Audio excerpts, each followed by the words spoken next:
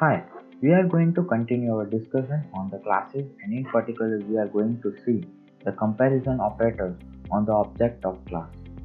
We have a class rectangle and let's make a two object of rectangle R1 and R2 with the same height and width, that is 20 and 10.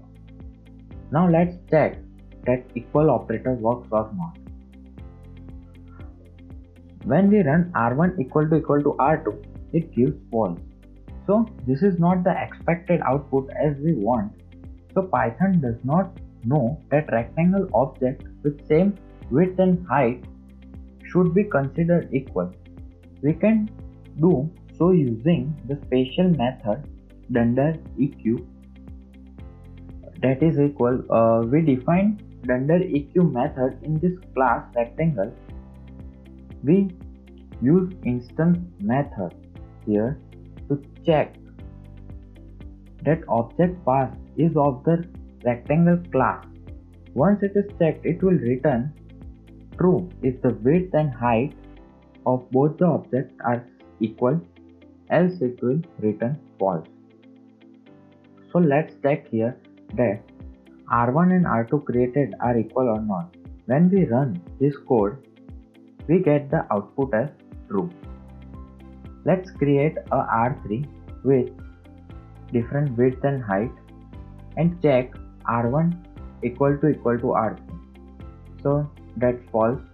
Now we try to compare our rectangle to different types. Let's say R1 equal to 100. We get false as 100 is not instance of rectangle class. Now we also have less than, greater than, less than, equal to, and many more. We use here a dunder lt method for less than. Let's define lt in class. We check this condition using the area of the rectangle. Now on running R1 less than R2, we get false as area of R1 is greater than R2, and so on. On running R2 less than R1, we get true. So what about greater than? We have not defined dunder gt method in class. So on running R1 greater than R2, we will get output because it will flip the expression and then run. So it will now act as less than. So we have dunder lt method. So greater than works, but we don't have less than equal to method, which will not work. We need to define in class. When we run it, it gives an error that less than equal to not supported between instance of rectangle and rectangle. So it is not defined in a class, so it gives an error.